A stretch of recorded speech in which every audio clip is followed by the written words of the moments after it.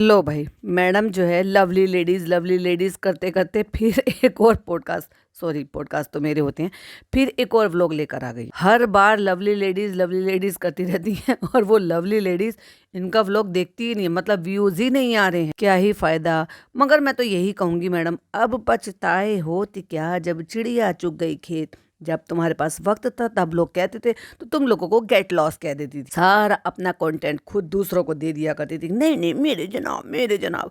अब जब तुम लोगों में कोई फर्क नहीं यार, ये सोचती थी, तुम्हारी सोच ये थी कि मैं बनाऊं या मेरे जनाब बनाए, एक ही बात है, तो फिर क्यों व्लॉगिंग कर रही हो? अब क्यों कह रही हो आके कि मैं सोच रही हूँ कि मैं डेली व्लॉग बनाऊंगी? मत बनाओ मैडम, अब कोई फायदा नहीं। अब तुम मेहनत करोगी, उल्टे सीधे जो ना बैकग्राउंड म्यूजिक डाल रही हो जो बहुत ही इरिटेटिंग है, लेकिन उससे फायदा कुछ नहीं हो रहा। आपको क्या लगता है कि मैडम रेगुलर भी डालेगी तो उससे कुछ उनको फायदा होने वाला है?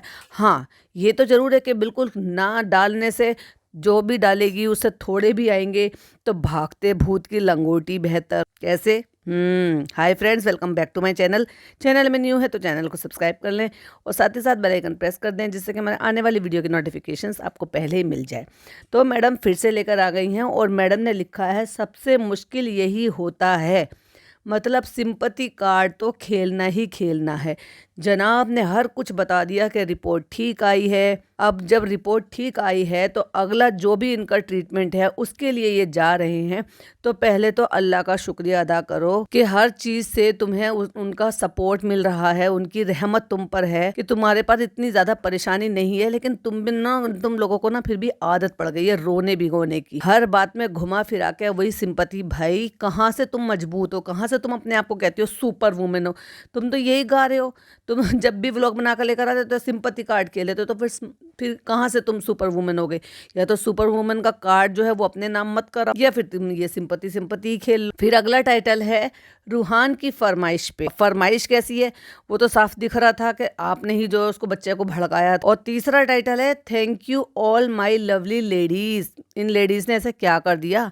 लेडीज तो अपने देखी ही नहीं है कैसी होती हैं कि वो बच्चा कमर पर बांध के जो ईंटें धोती हैं ना। मैडम आप तो लाख लाख दर्जे अच्छी हो। तो मैडम ने शुरुआत कर लिया, हाँ जी तो मैं हो रही हूँ हॉस्पिटल जाने के लिए तैयार। तो फिर ऐसे टाइटल डाल के लोगों को इमोशनल ब्लैकमेल क्यों करती है? क्योंकि आज और मैंने और शोएब ने जो है ना हॉस्पिटल जाने की तैयारी कर ली, रिपोर्ट्स लेकर, और आज जो है हमारा जो भी ट्रीटमेंट है वो बताएंगे कि क्या ट्रीटमेंट करना है। जनाब आ गए भाई साहब, ढीले ढाले से अजीब सी शेप होती जा रही है जनाब। वैसे तो वो पहले भी जब जिम करते थे ना तो ऊपर से ज्यादा चौड़े थे और नीचे आते आते कम हो गए थे। जैसे कुछ कई सारे पहले कार्टून कैरेक्टर हुआ करते थे ना ऊपर से चौड़े, अब मुझे नाम याद नहीं आ रहा कौन से कार्टून कैरेक्टर था वो, जो ऊपर से बहुत चौड़ा और बॉडी बिल्डर जैसा होता था और नीचे से बिल्कुल पतला सा होता था। एग्जैक्टली जनाब मुझे वैसे ही लगते। तो फर्दर ट्रीटमेंट क्या है वो सब प्लानिंग कर रहे हैं। मैं हेयर ब्लोअर ड्रायर कर रही हूँ क्योंकि मुझे अपना मेरे बाल जो है ना वो बहुत ज्यादा फ्रीजी हो गए हैं। कलर कराना नहीं छोड़ती मैं, ना केमिकल जरूर यूज करती हूँ, दुनिया इधर से उधर हो जाए। अरे भाई कितनी बड़ी बीमारी है ये, छोड़ दो वो सारी चीजें। लोग न जाने क्या क्या छोड़ देते हैं, खैर ये जाने इनका काम जाने। और फिर कहती ये one of the most day वो होता है, ऐसा दिन होता है कि सब मेरे सामने ना हंस हंस के दिखाते हैं, खुश होके दिखाते हैं, एकदम नॉर्मल होकर दिखाते हैं, लेकिन सब अंदर से दुखी होते हैं। मुझे पता है, मेरी अम्मी और मेरी मम्मी और सब मुझे मेरे सामने स्माइल करते हैं और अंदर से बहुत दुखी होते हैं। कौन? सब मटर गश्ती कर रहे हैं। अगर कोई भी लगता है ना किसी को 1% भी अगर टेंशन है, वो सिर्फ तुम्हारी अपनी माँ को है, जिसको तुम्हें एक पैसे की तवज्जो नहीं देती हो। जबकि मुझे पता है सबके मन में, इंक्लूडेड अम्मी मम्मी को तो खैर भाई हो गई क्योंकि वो तो आपकी माँ, पर अम्मी ना, वो तो भाई इंजॉय करती है अपनी लाइफ। एक घबराहट, एक डर। अब जब नीचे आई हूँ अपनी मम्मी से मिलने तो भैया अम्मी का भी प्यार ले लूं, एक ही गाल पे दोनों से गीली पप्पी ले लेती। लेकिन तब भी हम अपने सब स्माइल को पुट ऑन करके आगे बढ़ जाते हैं। अम्मी और मम्मी अपने फेस की सारी घबराहट छुपा के एक अच्छी सी स्माइल पास करते। और देखो जनाब निकलने के लिए बाहर खड़े हुए हैं और चालू ने ये नहीं बताया, ये उसी दिन की क्लिपिंग है जिस दिन चालू यहाँ से निकली थी। फ्रेंड्स भाई भाभी घर पर नहीं है और हम निकले थे, हम उनसे बात कर लेंगे। एक बार भी इसने ये नहीं कहा कि भाभी हॉस्पिटल गई हैं अपनी रिपोर्ट लेके। भाई उस औरत को कोई मतलब ही नहीं है। और अब तो इनके ना ढकोसलेबाजी रह गई है, इनकी आपस में वो प्यार मोहब्बत ममता रिश्तेदारी केयर कुछ भी नहीं है भाई, कुछ भी नहीं। साथ में रहते हैं तब मैं तो ये कहूँगी साथ में रहना तो बस एक नौटंकी है। कृष्णा खड़ा है वहाँ पर जब जनाब जो है जा रहे हैं और जो डी दादा हैं वो बच्चे को लेकर खड़े हुए हैं। अब यार जब भी डी दादा का नाम बताना मुझे सच्ची बताऊं बेचारों पे बहुत तरह अननेसेसरली बेचारों को ड्रैग करा है।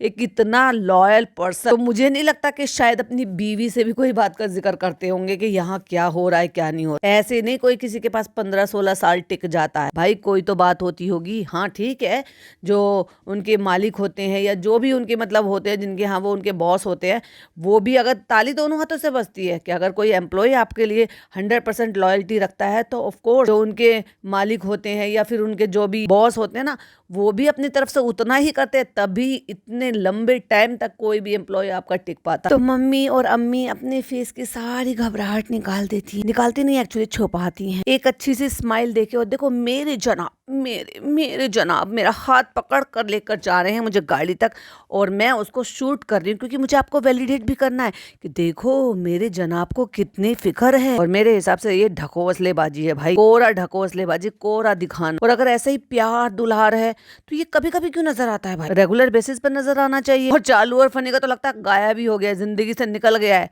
लव मैरिज में से लव निकल गया और अब सिर्फ मैरिज बची है। और मुझे वो बहुत सारी हिम्मत देती हैं और बहुत सारी ब्लेसिंग देती हैं। और मैं हॉस्पिटल में देखो मेरे जनाब जो है मुझे हाथ पकड़ कर लेकर जा रहे हैं। एक छोटी सी झलक मैंने आपको दिखा दी है कि हॉस्पिटल गए हैं, एक हॉस्पिटल का रूम है, वहां पर बहुत सारे लोग बैठे हैं।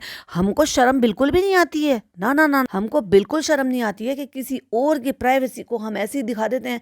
कोई हॉस्पिटल आया है, किस पेशेंट का किस तरीके का डिपार्टमेंट है क्या है, क्योंकि आपको सबको पता है कि मैडम किस तरीके का ट्रीटमेंट चल रहा है। कोई अपनी प्राइवेसी ना बताना चाहे, ना दिखाना चाहे, ना सोशल मीडिया पर आना चाहे, पर नहीं हमें तो शर्म लिहाज है ही नहीं। जहां हमारा कैमरा उठना चाहिए वहां उठता नहीं है, वहां हम सारी मलाई जनाब को लेने देते हैं। और जहां जरूरत नहीं होती है वो हमारा कैमरा चलता है। लो भाई कट्टू हॉस्पिटल से सीधा अगला भाई साहब किचन में। हाय गाइस, मैं हूँ पीपी का पकड़ इब्राहिम और मैं बना रही हूँ यहाँ पे हलवा और मैं बना रही हूँ यहाँ पे खाना। आपने देखा था पिछली क्लिपिंग पे तो मैं हॉस्पिटल जा रही थी और अब मैं यहाँ पर खाना बना रही हूँ। और आज है फ्राइडे और आज मैं बना रही हूँ छोले पूरी। अभी अभी कंजक गए थे, मतलब वो सबने कन्या जमाई थी, या यूं कह लो कि अष्टमी और नवमी गई है जिस पे लोगों ने जो है इस तरह से खाना बनता है। हम वो नहीं दिखाएंगे। चाहती तो वो मम्मी के घर में जाकर दिखा सकती थी कि भाई मेरी मम्मा ने ऐसे किया है, जबकि ये तो देखा जाए तो कन्याओं को खाना खिलाना इस तरह से ये सब चीज करना तो मैंने तो सुना है कि पुण्य का सवाब, मतलब पुण्य का काम है, क्योंकि हमारे यहाँ पे भी ऐसा होता है। मासूम बच्चे खिलाने का बहुत ज्यादा सवाब है। पता नहीं मिथ है या नहीं है। तो पता है मेरी ना बहन बताती थी, मेरी कजन सिस्टर बताती थी, वही कहती थी कि अगर मतलब कोई चीज हो और आपने कोई चीज मन्नत मानी हो ना तो आप ये मानो कि आप ना जो 7 छोटी बच्चियां होती है, मासूम बच्चियां होती है ना, तो उनको ना आप मीठा स्वीट कुछ खिलाओगे तो वो आपकी मन्नत पूरी हो जाती है। मैंने बहुत बार आजमा कर देखना। अब वो मिथ है या कुदरती वो ऐसी चीजें हो जाती हैं या अल्लाह की मर्जी शामिल हो जाती है कि हाँ ठीक है तुमने ऐसे बोल लिया, तुमने खिला दिया, अल्लाह को तो वो देना ही था, तब भी देना था, तब भी देना था। अब वो कैसे भी समझ लो, पर हाँ ऐसे कई बार ऐसे किया तो वो हो भी गया। छोटे बच्चे तो मासूम होते हैं तो आपको पता ही, वो खुश तो समझो बस ईश्वर खुश। तो यहाँ पे देखो ये भी कुर्ता पजामा पहन के आ गया है, नहा के आ गया है, क्योंकि ये सारे काम तो हमारी मम्मी करती है। और वो पता नहीं क्या कर रहा है, पी बार बार गिर रहा है, बार बार उठ रहा है, बार बार गिर रहा है, पता नहीं क्या इसकी नानी ने कुछ नया सिखा दिया। क्या बन रहा है आज रूहान के लिए, क्या बन रहा है, हलवा। भाई मीठे पे इतना तोल दिया है बच्चे को। एक तरफ तो ये मीठा नहीं खिला रहे थे, अब आप एक बात बताओ, आप अब कई सारे लोग कह देंगे हो सकता है भाई वो मीठा नहीं डाल रहे हो सकता है वो कुछ और ऑल्टरनेट डाल रहे हो हलवे में, ठीक है। और आइसक्रीम भी वैसी थी। अरे ऐसी मत करो, लग जाएगा, हड्डियों की आवाज तक आई है, मुझे तो उठा लो ना कैमरा छोड़ के अपने बच्चे को। यार ये कैसी माँ है इनके बच्चों की हड्डियों की आवाज आती है और इनके कैमरे शूट होते रहते हैं। चलो चलो खेलो बाद में, यहाँ देखो पहले मुझे कंटेंट शूट करने दो। चलो चलो बताओ जॉनी कौन है, वो हिट मी वाला, और पेंगुइन कौन है, वो पड़ा है उल्टा पेंगुइन का तो कलर ही बदल दिया। ये आपके फ्रेंड्स हैं, सारे सवाल तो आप पूछ लो, उसको तो बस हाँ ना ही बोलना है बेचारे बच्चे। चलो कलर्स बताओ। और मैडम को भैया क्या हो गया, ये किससे एडिट करवा रही है, मुझे लग रहा है नान इनका ना व्लॉग एडिट कर रहा है, क्योंकि इसमें ना बचपने की सी मुझे ज्यादा कुछ स्मेल आ रही है कि कोई बचपन में कोई ऐसे कर रहा है, अजीब अजीब साउंड इफेक्ट, मतलब एक उसने एक चीज को ऐसे करके बॉल को ऐसे मारा, प्यू आई टिंग, अरे मैं तो निकाल भी नहीं सकती ऐसी ऐसी आवाजें। मैडम आपको हो क्या गया है? पहले एक सिंपली सी बहुत ही हल्की सी माइल्ड सी एक जो है रेगुलर एक बजता रहता था, हल्का सा बैल जैसा कुछ, और उसके बाद अब मैडम पता नहीं क्या कर रही है, 1 महीने से अजीब अजीब साउंड इफेक्ट डाल रही है बैकग्राउंड म्यूजिक के। मैडम ये कोई ज्यादा फनी नहीं लगता? अब ठीक है तुम बच्चे से तमाशे कराती रहती, इसका मतलब ये थोड़ा ना कि तुम खुद भी तमाशे करोगे उसमें बैकग्राउंड म्यूजिक ऐसे डाल डाल के, इरिटेटिंग लगता है। उसने उठाया ये कलर उठाओ, ये कलर उठाओ, टिडिंग, जैसे गेम में आवाज आती है ना अजीब अजीब सी, बहुत ही अनोइंग। ये कौन सा है? Dark blue. ये कौन सा है? येलो। अच्छा बताओ जॉनी कौन सी कलर का है? उसने कहा पिंक। चलो उसको कलर की पहचान कराई जा रही है, भाई साहब टीचिंग हो रही है बच्चे की, बच्चा सीख रहा है बहुत कुछ। तो भैया घर में क्यों सिखा रहे हो उसको? यहाँ पे बैठ के बॉल के बीच में उसको स्कूल भेजो ना, कुछ बच्चों के साथ बैठेगा, खेलेगा, खाना पीना सीखेगा, कुछ नई चीजें सीखेगा, चीजें शेयर करना सीखेगा, बात करना सीखेगा, अपनी बातें बताना सीखेगा, कुछ नए नए किस्से आपको आकर सुनाना सीखेगा। पता नहीं भाई साहब ये क्या करते रहते हैं। अभी जनाब कहते नहीं अभी मैं इसको आराम करने दूंगा, वैसे भी उसके नन्हे नन्हे से कंधों पे तुमने व्लॉगिंग का तो धार डाल रखा है, वजन डाल रखा है उसके ऊपर। ये कहो कि बच्चा अगर 4 6 8 घंटे के लिए अगर स्कूल जाएगा, प्ले स्कूल जाएगा, तो तुम लोगों को कंटेंट नहीं मिलेगा, बस बात ये है। और म्यूजिक लगाना भूल गई, फास्ट कर लिया और जल्दी जल्दी अब उनके छोले बन रहे हैं। चलो चलो आप सामने देखो, दीवार की तरफ देखो, तस्वीर की तरफ देखो, चलो नमाज पढ़ो। तो बेसिकली मैडम जो है वो ये जताने और बताने की कोशिश कर रहे हैं कि तुम लोग जो मुझे कहते रहते हो मुझे नमाज पढ़नी आती है, इसीलिए मैं अपने बेटे को सिखा रही हूँ। मैं नमाज पढ़ूंगी तो रिकॉर्ड कौन करेगा? जनाब रिकॉर्ड करते नहीं है। किसी और से मैंने नान से कहा नहीं है कि तुम रिकॉर्ड कर कर मुझे दिखा दो। तो पता नहीं अब पढ़ती भी हैं कि नहीं पढ़ती हैं, यह सब एक वो है, हो सकता है क्योंकि मौलवी तो आ रहे हैं, और मैंने पहले ही कहा था मैडम जो है वो पढ़ रहे, मौलाना आ रहे हैं, पापा को तो पढ़ा ही रहे हैं, मैडम भी सबक ले रही हैं उनसे, वो सीख रही हैं, तभी उन्होंने अलिफ बा ता सा पढ़ लिया था भाई साहब, वरना मैडम कैसे बताएंगी बताओ? और वो भी मैं, पर मुझे उससे कोई प्रॉब्लम नहीं है, बल्कि अच्छा है भाई। अब जब आपने कन्वर्ट कर ही लिया है पूरी तरीके से तो एक्सेप्ट कर लो कि भाई ठीक है, जो इस्लाम में है, जो मुसलमान की फैमिली में होती है, जो इस्लाम में धर्म में बताया गया है, इबादत, तो ठीक है आपने नमाज भी याद कर ली। जिन्होंने कलाम पाक नहीं पढ़ा है वो रट कर याद करते हैं, हिंदी की किताबों का सहारा लेते हैं, और जो पढ़ लेते हैं तो फिर वो अरबी के हिसाब से पढ़ते हैं। तो पढ़ने में इतना टाइम क्यों लगा दिया भाई? 8 साल तो तुम्हारी शादी को हो गए, और उससे 8 साल पहले तुम्हारा रिश्ता था, 8 साल ना सही 5 साल पहले तुम्हारा रिश्ता था। अब सोच लो कितने साल हो गए। जब कोई किसी के प्यार में मोहब्बत में होता है तो या तो मैडम को पता ही नहीं था कि भाई मुझे शादी जो है वो इस हिसाब से करनी पड़ेगी, तो इसलिए उन्होंने तैयारी करी हो। लेकिन अगर देखा जाए तो जब जनाब शो छोड़ कर आ गए उसी दौरान मैडम ने उनको मिस करना शुरू कर दिया था, और उनके लिए भी वहां पर भी रोजा इफ्तार करा रही थी। तो उनकी पसंद की चीजें, उनके ना होने के बावजूद भी उनकी पसंद की चीजें रखना, तरीका करना। लेकिन जब बड़े अलग एटीट्यूड में रहती थी मैडम, मतलब ये भी कहती थी कि अच्छा मुझे ये पसंद है, मुझे ये पसंद है, हाँ शोएब को ये पसंद है, हाँ शोएब को वो पसंद है। तो शुरू हो चुका था उस दौरान इनका सब कुछ, क्योंकि भाई साहब चैटिंग तो शुरू हो गई थी। वो अलग बात है कि अब वो मिल नहीं पा रहे थे, हाँ मतलब सेट पर नहीं मिल पा रहे थे। एनीवे तो इनको पता नहीं था, और भाई शादी के बाद तो पता चल गया था ना। तो शादी को 8 साल हो गए, 8 साल में तो आप कब का पढ़ लेते। लेकिन ठीक है, देर आए दुरुस्त आए।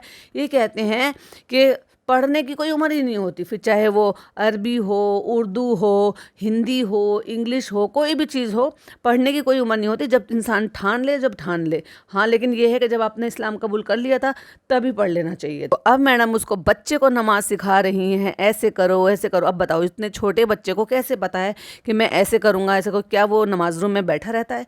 क्या वो अपने पापा को देखता है? क्योंकि अब्बू तो उसके पढ़ नहीं सकते, अब्बू तो शायद रेगुलर भी नहीं पढ़ते होंगे कुर्सी टेबल पर बैठकर। चलो बोलो अल्लाहू अकबर, चलो झुको, अब अभी नियत बांधो, देखा अभी नियत बांधो, अभी चलो बोलो अल्लाह अल्लाह। मैडम आपने भी ऐसी सीखी है क्या? अरे भाई जो आपने सीखी है वही तो सिखाओ उसको। अल्लाह अल्लाह अल्लाह अल्लाह उसने 2 3 बार ऐसे बोला और वापस आके अपनी मम्मी के ऊपर फूंक दी। नहीं बेटा आप नमाज पढ़ रहे हो, नमाज को ऐसे छोड़ते नहीं है। क्योंकि वो तो सोचा था कि भैया वैसे ही अल्लाह अल्लाह पढ़ रहे, मतलब तस्बीह पढ़ रहे हो या कलाम पाक पढ़ रहे हो, तब आप जब ऐसा पढ़ते हो तो फिर फूंक देते हो। वो नमाज में भी अपनी नियत तोड़ के चला गया। अरे मैडम सही से नहीं सिखा रहे हो। खैर मैडम ने ये प्रूव करने की कोशिश की है कि भाई मुझे भी नमाज अब मैं याद कर रही हूँ, तो जब अब मैं अपने बेटे को पढ़ा रही हूँ तो इसका मतलब मैं भी पढ़ रही हूँ, मतलब मैं पढ़ रही हूँ या मैं सीख रही हूँ। चलो सजदा करो सजदा। अरे यार मैडम रुकू होता है पहले, सजदे में डायरेक्ट। ओ तेरी के, जब नियत बांध लेते हैं तो उसके बाद तो रुकू पहले करते हैं, उसके बाद सजदा करते हैं, डायरेक्ट सजदे में। मैडम गलत बात। अब वो बेचारा बच्चा सजदा करा है उसने, वो झुक गया है उसमें,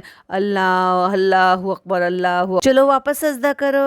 अब मैडम पढ़ रही है अल्लाह अकबर, नीचे टच करो। अब वो बेचारा बच्चा उठ के ऐसे ही गर्दन हिला। ऐसे नहीं सिखाते मैडम, बराबर में जा नमाज बिछाओ, खुद से एक्शन करो, तब बच्चे सीखते। जल्दी रूहान करो जो मैं कह रही हूँ, ये सब एक नौटंकी है, ढकोसला है, ये सब मुझे रिकॉर्ड करना है।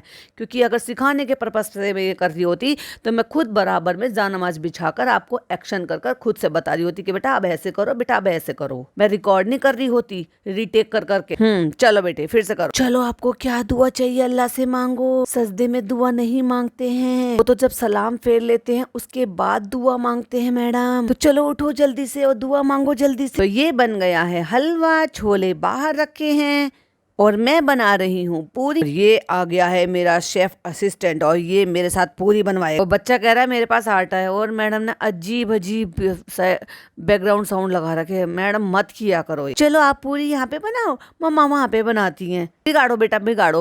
पूरा एक पेड़े का आटा दे दिया, रोटी की पेड़े का। मैडम के हाथ में आटा लग रहा है तो बच्चा डर रहा है और बच्चे का बेलन पकड़ा दिया और बच्चा डर रहा है। लेकिन जो आटा लग रहा था ना उससे वो बच रहा था पीछे की तरफ को, तो मैडम ने और जानबूझ के आटा लगे हुए हाथ को उसके मुंह पे लगा दिया। और फ्रेंडली करने के चक्कर में चलो रेडी, चलो चलो बेलो बेलो, आप भी पूरी बेलो। और मैडम से कोई ये पूछो भाई ये प्लेथन कौन लगाता है? प्लेथन हमारे यहाँ उसको बोलते हैं जो सूखा आटा लगाते हैं ना। पूरी में तो सूखा आटा नहीं लगाते, बहुत ही हल्का सा आप ऑयल वगैरह कुछ लगा लो चकला बेलन पर। अगर आपका आटा बहुत अच्छे तरीके से रेडी है तो आपको कुछ लगाने की जरूरत नहीं होती, आराम से बिल जाती है पूरी। अब मैडम ने तो लगा लिया, बच्चे को तो दिया नहीं सूखा आटा और उसके चिपक रही है वो टेबल पे। ओ मेरे बच्चे को चकला गायब हो गया, बेला नहीं दिया आपने, चकला तो दिया ही नहीं। अब ये जो मैडम इतना सारा बखान कर रही है यहाँ पर, और एक दिन पहले ये हॉस्पिटल से आई हैं और अब इनको जनाब मना नहीं कर रहे कि नहीं डिपे तुम किचन में नहीं जाओगे, डिपे तुम खाना नहीं बनाओगे, डिपे इतना सारा स्टाफ है, डिपे तुम आराम करो, डिपे। अब नहीं कह रही, अब नहीं कह रहे, बस इनकी अपने हिसाब से नौटंकी शुरू होती है और अपने हिसाब से खत्म भी हो जाती है। चलो चलो आ जाओ, अम्मा को बोलो अम्मा आ जाओ, क्योंकि अब अम्मा की प्यारी दुलारी बिटिया नहीं है ना यहाँ पे। तो चलो हम अम्मा को पैम्पर करेंगे और अम्मा को रोज ऊपर बुलाएंगे, नहीं तो अम्मा तो 7वीं मंजिल पर चली जाती थी फुर्र कर। अपने नाती को प्यार करने के लिए झूठा मोटा, अपनी बेटी को प्यार करने के लिए झूठा मोटा, लालच में। तो अब चालू नहीं है, चालू पार्टी नहीं है, तो चलो हम अम्मा को यहाँ बुला लेते हैं। चलो चलो अम्मा को बुलाओ, अम्मा आओ, चलो चलो पूरी और सब्जी खाते हैं, सॉरी पूरी और छोले और हलवा। छोटा परिवार सुखी परिवार। चलो चलो चलो चलो बैठ के छोले पूरी खाएंगे और हलवा खाएंगे और कढ़ाई ले जाएंगे। बिल्कुल तमीज नहीं है हमें कि हम इनको सर्व करके नहीं खाएंगे, ना ना ना ना, हम तो बिल्कुल ऐसे खाएंगे। जिनके घर में बिल्कुल कुछ नहीं होता है तो उनकी तो मजबूरी होती है इस तरह के बर्तन रखना और उसी से सर्व करके खाना।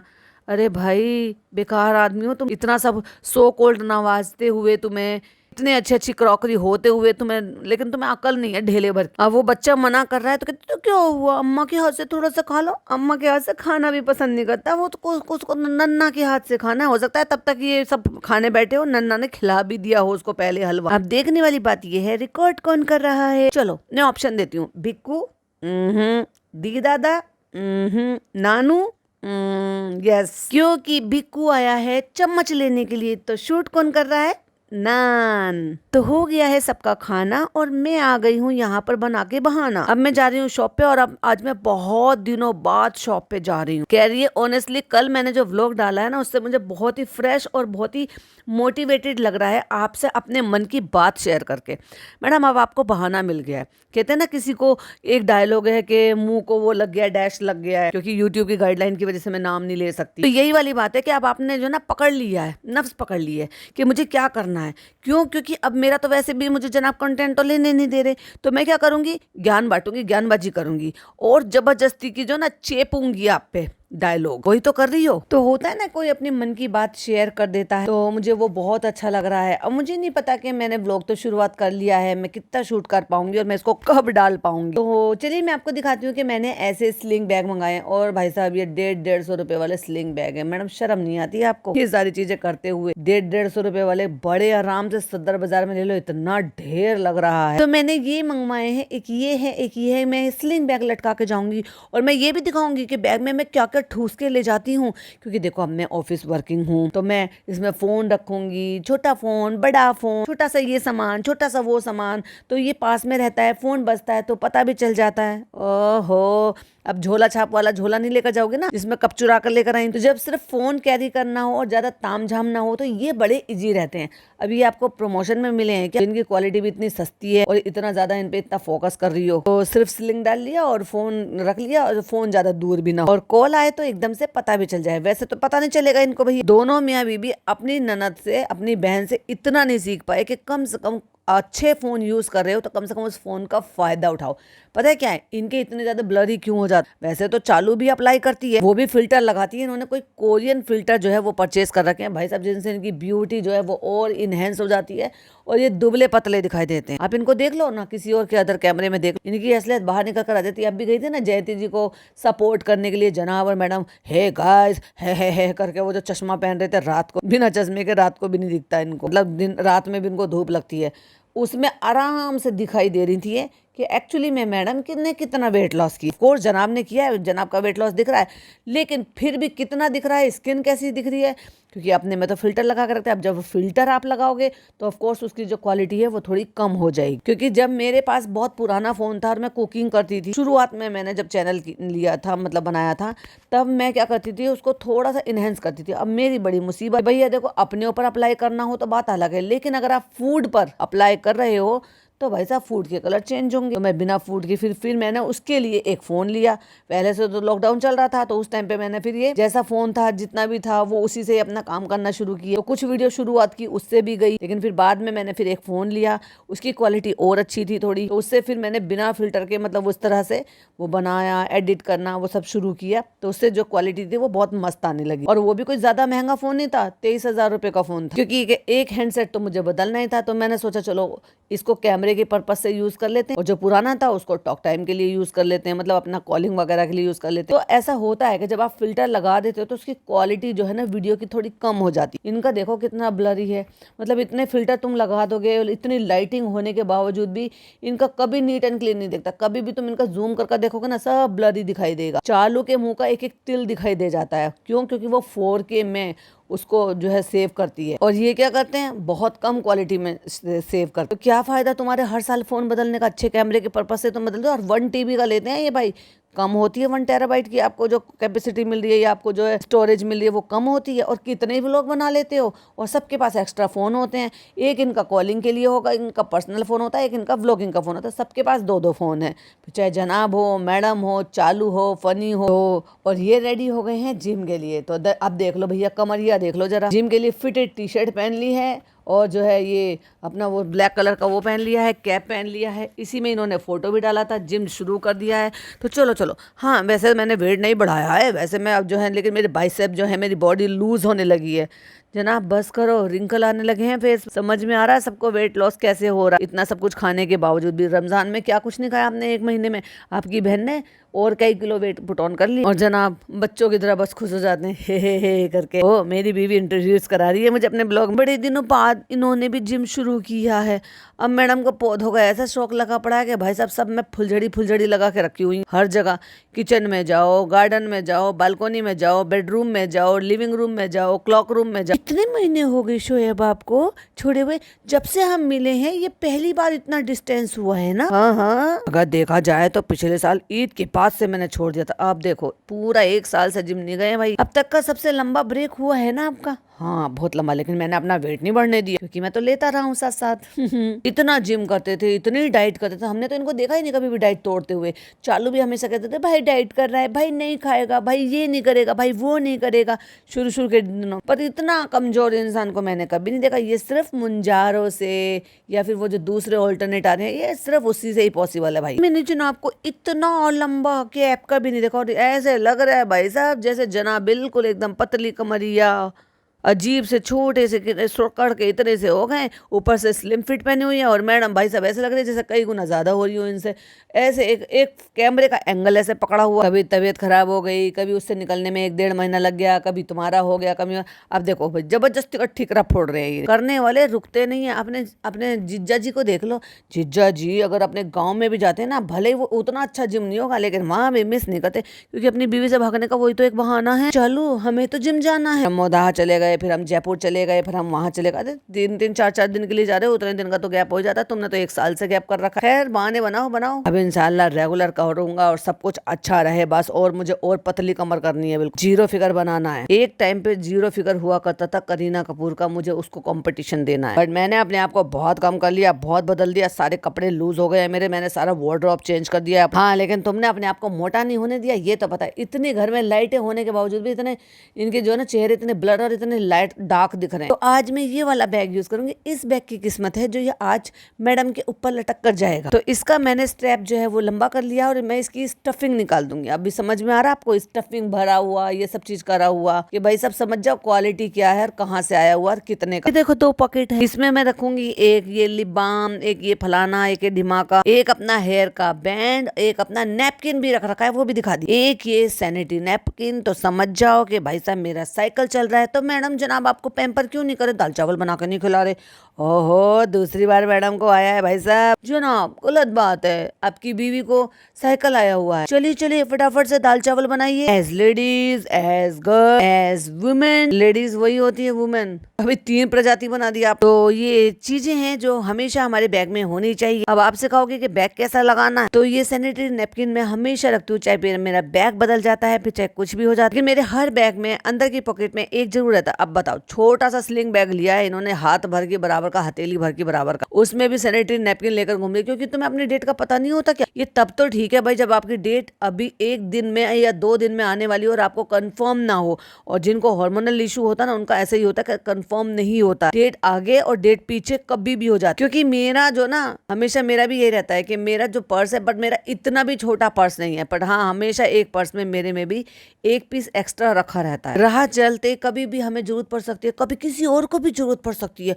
अब मैं आपको ज्ञान बांटूंगी, इसलिए तो मैंने डाला माय लवली लेडीज, आप नैपकिन रखो, सैनिटरी पैड रखो आप अपने इसमें, ये मैं सिखा रही हूँ। आप अभी तक तो खाना बनाना सिखाती थी, बेकार का फैशन सिखाती थी, ज्ञान बांटती थी, और अब ये को और ज्ञान बांटूंगी। तो कभी किसी को भी जरूरत पड़ जाए तो उस वक्त हमारे पास होना चाहिए ना, ताकि हम उसकी हेल्प कर सकें। और मैंने इसमें लिप बाम रख लिया है, अपना हेयर बैंड रख लिया है, और इस बैग में बहुत ज्यादा चीजें नहीं भरूं। भर लो, तुम्हें तो वैसे भी भरने की आदत है। इसमें ही मेरा डेबिट कार्ड वगैरह सब आ जाएगा, और ये मेरी जो है खाली जगह, मेरा बड़ा फोन भी आ जाएगा, मेरा छोटा फोन भी आ जाएगा। और कितना वजन लटका लोगी? चलो भाई, लटका कर भी दिखा दिया मैं। चलो भाई, फिर पार्क में दिखाई दी कि मैडम जो है वो डी दादा के साथ एफर्ट ले रही है अपने बच्चे के साथ खेलने के लिए। जनाब का भी नजर क्यों नहीं आते? अभी तो जनाब का प्रोजेक्ट भी शुरू नहीं हुआ, और 3 साल से तो कोई प्रोजेक्ट चल ही नहीं रहा है, जब से रू बेबी हुआ है। हमने बंदे को कभी नहीं देखा अपने बच्चे के साथ खेलते हुए। फनी खेलता है, अब फनी आगे जब वो टाइम आएगा तो बाहर खेलता हुआ भी नजर आएगा, देख लेना। और जब वो फिसल कर आ रहा है, खुद ही आवाज निकलनी है, उई, अब चाहे वो डर जाए। अब पता नहीं क्या कह रहा है अपनी मम्मा से, कहता है वीडियो कॉल करो। अभी किसी को इसने वीडियो कॉल करवाई, और ये पहले से सब सेटअप है, टोटल सेटअप है। कहता है चाचू आइसक्रीम खाने चलो। फोन छोड़ के फटाफट अपने बच्चे को गले लगा लो। अरे मैडम कितनी दोगली हो तुम। अरे भाई तुम ये चीज सिखा रहे हो, बता रहे हो, अच्छी बात है, छुपा क्यों रहे हो? कि मैंने ही बताया, मैंने ही आग लगाई है कि चल चाचू को बुला ले, चल आइसक्रीम खाने चले, चल इस बहाने से हमें मेरा जनाब जो है मुझे घुमाने के लिए ले जाएगा।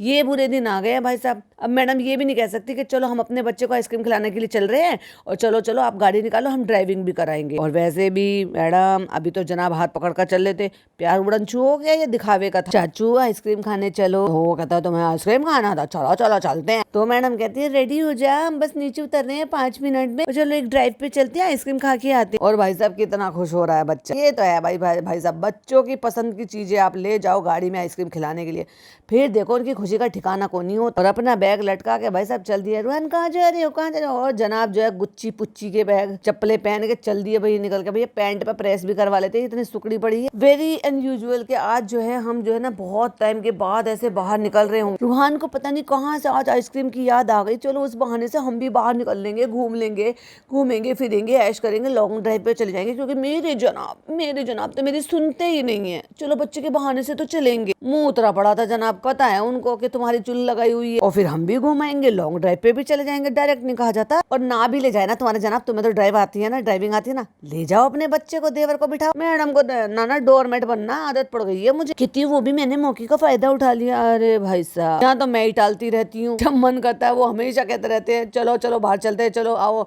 जो है लॉन्ग ड्राइव पे चलते हैं, चलो घूम फिर कर आते हैं, चलो कुछ खा पी आएंगे, चलो कुल्फी, हमारे यहाँ कुल्फी बड़ी अच्छी मिलती है। और खाना खाने के बाद ना कब मन करता है कि चलो चलो कुल्फी खाकर आ जाएंगे, तो कुल्फी ले लेते हैं और फिर गाड़ी में एक लंबा सा ड्राइव लेने के लिए चले जाते हैं। मैं ही नहीं हिलती भाई साहब घर से, मैं ही नहीं जाती। कभी कभी मूड हो जाता है तो चल देती हूँ। तो हमने चलो आइसक्रीम खिला देते, इसी बहाने लॉन्ग ड्राइव हो जाए। अरे भाई साहब, शादी के 8 साल में ये हाल हो गया। ये बात तो है फैक्ट भाई साहब। असली प्यार होता है, नकली प्यार होता है। अरेंज मैरिज में इतना लव हो जाता है कि वो love cum arrange cum, love cum मतलब कम ही हो जाती है। कुछ भी समझ लो, love cum arrange cum love cum, वो इतनी मिक्स हो जाती है कि लोग जायजा नहीं ले पाते कि लव मैरिज है या अरेंज मैरिज। और आजकल की लव मैरिज भाई साहब, वो ना उसमें लव रहता है, ना अरेंज रहता है, ना मैरिज रहती। क्या बोला तुमने? शर्म नहीं आती है तुम्हें? उसने पता नहीं क्या बोला, आओ दीपी आओ, कुछ शायद ऐसे बोला, उसके पापा ने बुलवाया। और जब जा ही रहे थे भाई साहब और चालू भी नहीं है, तो अपनी माता जी को भी बिठा लेते और अपनी अम्मी जी को भी बिठा लेते। इतनी जगह तो थी गाड़ी में, वो भी चली जाती, घूमने चली जाती। और तुम्हारी अम्मी खुश हो जाती। अम्मी को ये छोटी छोटी चीजें बहुत हर्ट करती हैं, तुम नहीं ले जाते हो, बस मुंह उठा के चल देते हो खुद ही घूमने के लिए। अरे बेचारी कहाँ घूमने के लिए जाएगी, वो खुद बच्चे के बहाने से जा रही। पर ये गलत बात है। चालू जिन छोटी छोटी सी बातों का ख्याल रखती है और उन्हीं सारी चीजों से अम्मी की लगाम खींच कर रखती है, ये काम भी अगर फरिश्ता बहू और जनाब हाथ में ले लेना तो चालू की पकड़ थोड़ी ढीली हो जाएगी अम्मी। और अम्मी का कंटेंट जनाब को मिल जाएगा, मैडम को मिल जाएगा। पर मैडम एफर्ट लेती ही नहीं है भाई साहब, और धीरे धीरे कहती है चलो पापा बोलो, चलो पापा। और वो धीरे से ही बोल रहा है चलो पापा, अरे जोर से बोलो चलो पापा। ए जनाब ऐसे खिसिया रहे भाई साहब जैसे पड़ोस के बच्चे को ले जा रहे हैं। अपने बच्चे पे प्यार नहीं आ रहा, बस हल्की सी स्माइल देके ऐसे जैसे जबरदस्ती हंस रहे हो। भाई ये आदमी मेरे सर के ऊपर से जाती है इसकी बात। मैडम की तो खुशी का ठिकाना कौन ही भाई साहब। पहले मैडम को कौन सा दबा हुआ खजाना मिल गया पता नहीं। देखो चाचू भी है। फिर आइसक्रीम ले ली, पहुंच गए वहां पे। कौन ले लिया? अब चाचू ने लिया है बॉक्स और इसको लाए हैं कौन क्यों लेकर आए? जब तुम्हें फ्रेंडली पता ही नहीं है कि तुम्हारा बच्चा किस चीज से फ्रेंडली, और उसको चाहिए था वो जो उसके चाचू लेकर आए, तो तुम्हें बच्चे को कप दिलाना चाहिए था, कोई भी छोटा कप ले लेते। लेकिन इन्होंने दिलाया है कौन। अब समझ जाओ वो कौन खाएगा। मैडम खाएंगी, यस, क्योंकि बच्चा ना तो इतने सारी आइसक्रीम खाएगा ना पूरा कौन खा पाएगा। लेकिन कौन से फ्रेंडली कर रही थी, देखो पापड़ जैसा, और वो डर रहा है, परेशान हो रहा है। देखो हर चीज से डरता है भाई साहब ये बच्चा। और ये पता नहीं क्या प्रूफ करने की कोशिश में लगे रहते हैं। अरे भाई बच्चे को रोज बाहर लेकर जाओ, उन सारी चीजों से फ्रेंडली करा। घर घुसना तो तुमने बना रखा है उस बच्चे को, कभी घर से बाहर जाता नहीं है, बच्चों के साथ वो खेलता नहीं है। मेरा भतीजा इससे थोड़ा छोटा है, शायद 1-1.5 महीना छोटा। इतना तेज है भाई साहब, इतना तेज है वो। आइसक्रीम ठंडी नहीं लगती, उस मिनटों सेकंडों में खा लेता है। हम कहाँ जा रहे हैं आइसक्रीम खाने, तो कह रहा है वो चाचू की है, तो कहती सेम है। अच्छा भाई जब कप में दिख रहा है और ये कौन में है तो उसको कैसे सेम दिख जाएगी? मैडम चल झूठी मैडम, झूठ बोलना सिखा रही हो बच्चे को। चलो खाओ चलो। अब उसको इतना बड़ा भर के खिला दिया। एक तो ठंडी, बच्चे को ठंडे गरम की अभी भी मुझे लग रहा है उसको इतनी ज्यादा पहचान नहीं हुई, तो उसको ठंडा रख, लेकिन उसको मीठा बहुत पसंद है भाई, तो स्कूप में ज्यादा भर दी। अब वो कह रहा है थोड़ी खिलाओ। इतना गंदा सा मुंह बनाया उसने भाई साहब, अजीब। लेकिन जैसे ही वो मुंह में मेल्ट हुई और फिर उसका जब मिठास उसे फील हुआ, तब उसको टेस्ट समझ में आया। जनाब पूछ रहे अच्छी है, तो उसने कहा अच्छी। खाना है नहीं खाना? तो उसने कहा हाँ खाना। तो कह रहा है थोड़ी दो। मैडम इतनी सारी क्यों दे दी बच्चे को? क्यों थोड़ी, क्यों ठंडी है इसलिए? चलो एक बाइट चिप्स खा लो। नहीं है वो कंफर्टेबल, क्यों जबरदस्ती उसके पीछे पड़े? भाई मैडम ने हद कर दी इस व्लॉग में पूरे में। हाँ अच्छा है, कौन का एक बाइट लो।